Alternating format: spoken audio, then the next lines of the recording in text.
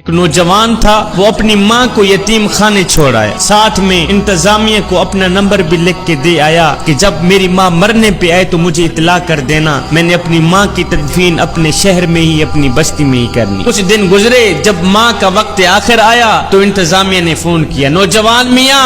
تو نے کہا تھا کہ جب میری ماں کا وقت آخر آئے مجھے بلانا، میں نے اپنی ماں کی تدفین اپنے شہر میں ہی کرنی ہے، تیری ماں کا وقت آخر آ گیا ہے، اسے لے جا۔ اب یہ نوجوان گیا، ماں کو اٹھا کے گھر کی طرف آ ہی رہا تھا کہ ماں بول ہی پڑی، بیٹے میں تو جا رہی ہوں، میں تو مر رہی ہوں، میرے مرنے کے بعد میری ایک خواہش ہے، یہ پوری کر دے۔ بیٹے نے کہا جی ماما جان کون سی خواہش ہے؟ کہا بیٹے یہ جو یتیم خانہ ہے نا جس کے اندر میں نے کافی دن گزارے ہیں، اس یتیم خانے کے کچھ پنکھے خراب ہیں، اگر ہو سکے تو میرے مرنے کے بعد یہ پنکھے ٹھیک کرا دینا۔ بیٹے نے کہا ماں تو جا رہی ہے اور تو مر رہی، اب اگر میں پنکھے ٹھیک کرا بھی دوں تو تجھے کیا فائدہ ملے گا؟ ماں نے کہا بیٹے یہ پنکھے میں اپنے لیے ٹھیک نہیں کرا رہی، میں تو تیرے لیے ٹھیک کرا رہی ہوں کہ جب تیری اولاد جوان ہوگی، جب تجھے اس یتیم خانے میں چھوڑ جائے گی، ہے بیٹا گرمی کی وجہ سے اگر تو اسی بند کمرے میں ہی سسکتا رہا، مجھے تو قبر میں ہی چین نہیں آئے گا کہ میرا لال گرمی میں سسک رہا۔ بیٹا میں اپنے لیے پنکھے نہیں لگوا رہی،